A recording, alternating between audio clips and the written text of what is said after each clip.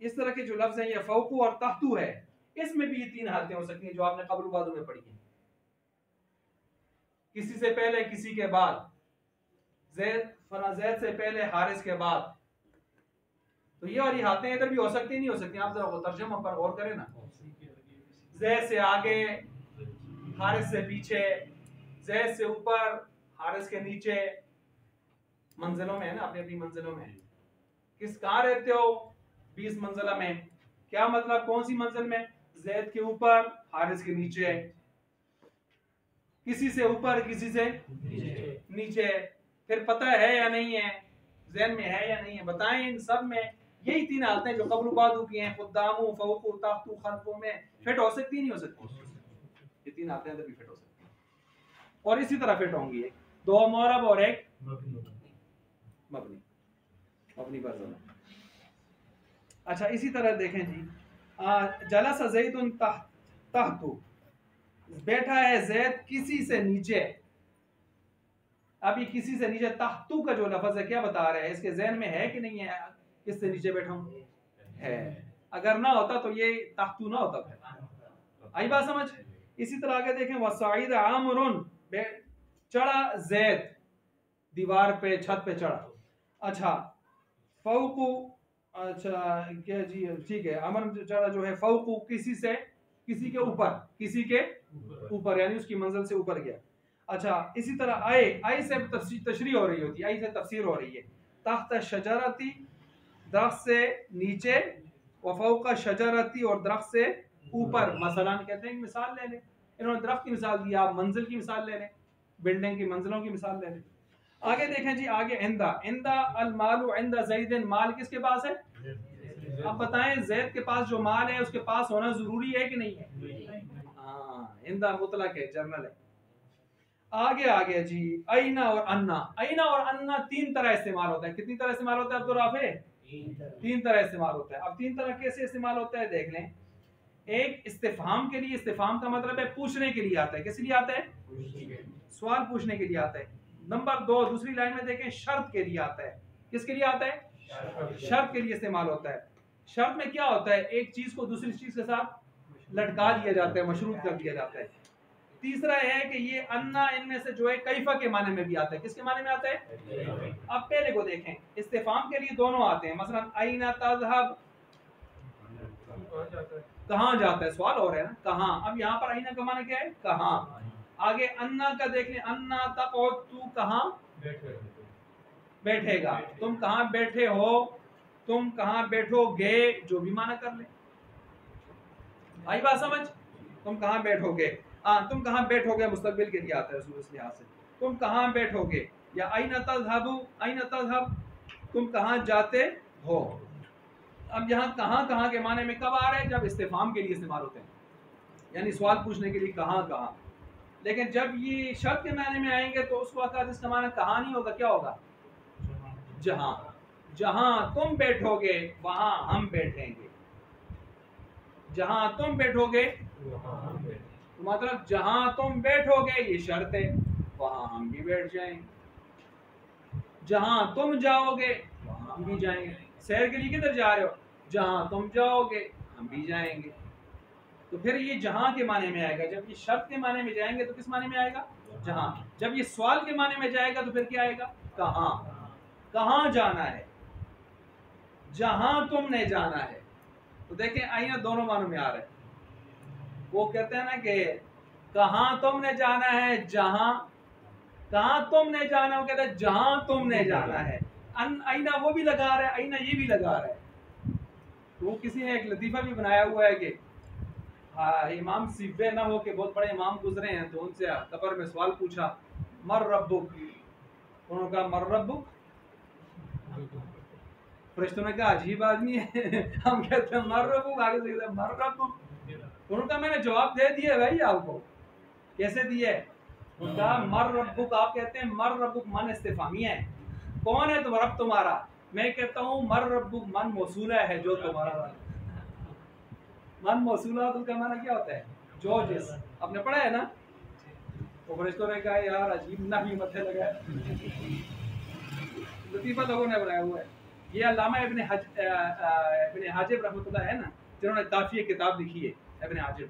तो अल्लामा इब्न हाजिब जो हैं, इनके वालिद कहते हैं वो दरबान होते थे बादशाह के, ये परशर मारते थे। हाजिब, ये हाजिब पलकों को कहते हैं, ये चौकीदार होती है ना आँखों की, तिनकशन का न जाए, तो हाजिब उनको कहते थे, दरबान होते थे और मक्खी शक्की उड़ाते थे या चौकीदार होते थे। उनके बेटे थे तो गरीब से आदमी थे, तो ये छोटा सा बच्चे थे, तो इन्होंने ना हो सारी याद कर दी थी।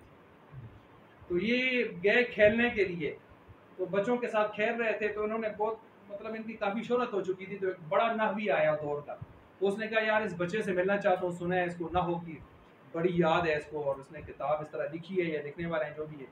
तो उन्होंने आके बच्चे से खेल रहे थे, अब सोचने लग गए बच्चों में से मैं कैसे पहचानूं कि ये हीरा कौन सा है। तो उस आदमी ने आके सारे बच्चों को ऐसे मुखातब करके कहा, अय्युहल अत्फाल अस्सलामुन अलैकुम, अस्सलामुन अस्सलामुन अलैकुम। क्या गलती की है? अस्सलामुन, यहाँ तनवीन लगाइए, क्यों नहीं लगा, क्यों गलत किया है इन्होंने? अलिफ लाम आ गया, अलिफ लाम जब आ जाए तो तनवीन नहीं आया जल्दी।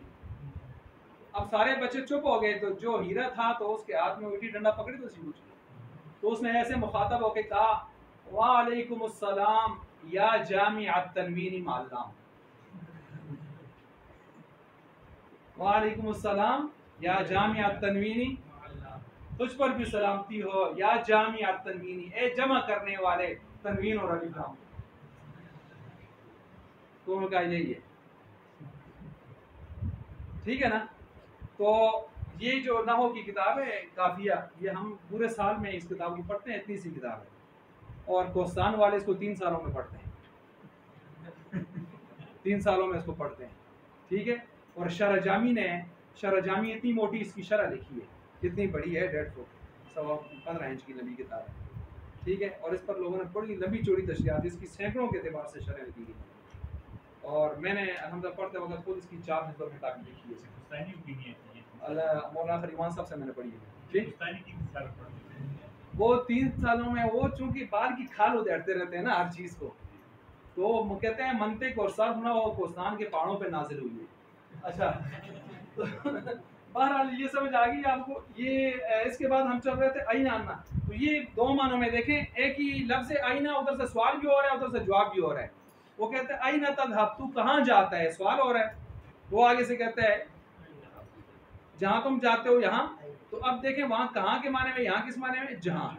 तो मैंने एक और मिसाल भी आपको दी थी इमाम सीफ भाई, क्या मुझे समझाऊंगा। इसी तरह तीसरा माना इसका आता है अन्ना, कभी कैफा के माने में आता है।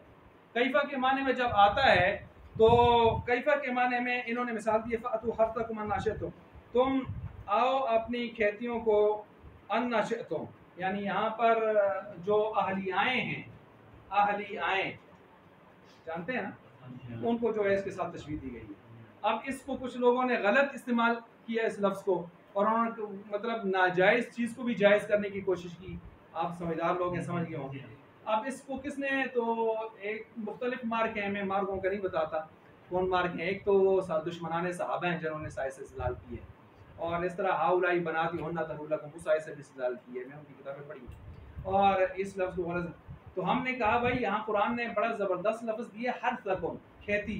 खेती वो होती है जिससे कोई चीज़ पैदा होती है, और जो तुमने इस्तेलाल किया वो हर्फ नहीं है, फर्श है, और फर्श कहते हैं गोबर को, गंदगी को।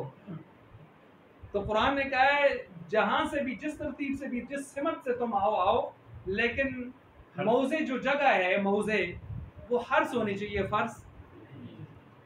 मसला समझ गए होंगे, हर्ष होनी चाहिए खेती। तो अगर तुम उधर से पैदा हुआ हो तो फिर ठीक है, हम यही कहते हैं फिर। तो बहरहाल ये तरतीब है। यहाँ पर कैफा की जो तशरीह थी मैंने आपके सामने रखी है। इसके बाद देखें आगे लदा लदुन की मैंने आपको बता दी है, वो आप खुद पढ़ लें, ठीक है। नीचे कब्ल बादू, अब यहाँ नीचे एक आपको खास बात बता रहे हैं, आखिरी बात कर रहा हूँ, आखिरी फ़ायदा ये बता रहे हैं, कब्लू बादू कुछ अस्माए ज़रूफ ऐसे हैं जिन पर पेश आती है, कुछ ऐसे हैं जिन पर ज़ैर आती है, कुछ ऐसे हैं जिनके ऊपर ज़बर आती है, और कुछ साकिन के साथ आते हैं, सुकून के साथ। देखें कौन कौन से, ज़रा गौर करें फ़ायदा में। कबलू, बादू, तहतू, फौकू, कुद्दामू, खल्फू, हाइतू, कत्तू, औजू, बताएं इन पर क्या आती है। तो ये जमा मबनी, जमा है मबनी बर जमा, मबनी बर। आगे देखें अय्याना कैफा, अयना मबनी बर फता। आगे देखें अमसी मबनी बर,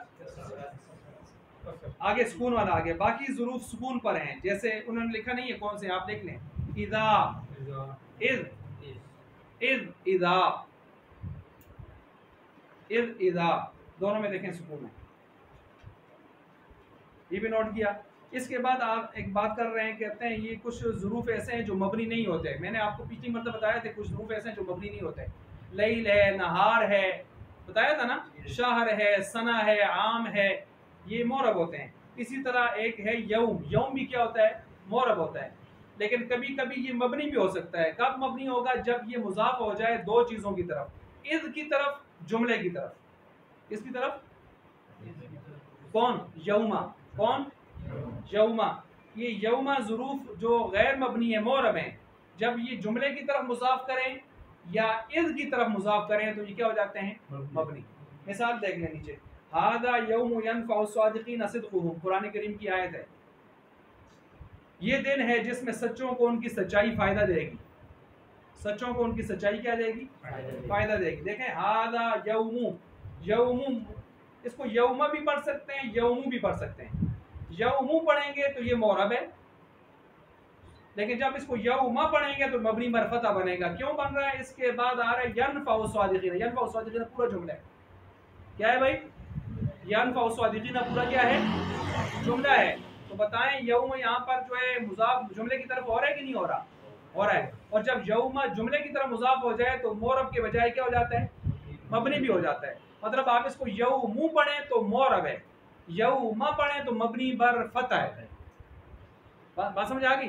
ये जुमले की मिसाल है। और दूसरी मिसाल क्या होनी चाहिए, यौमा किसकी तरफ मुज़ाफ हो जाए, इस की तरफ। उसकी मिसालें आगे देखें, यौमा इज़िन, यौमा इज़िन, इज़, इज़िन असल में इज़, यौमा इज़ काना कज़ा था, पूरी इबारत थी इसकी। यौमा इज़, यौमा इज़, तो ये यौमा भी है, यौमु।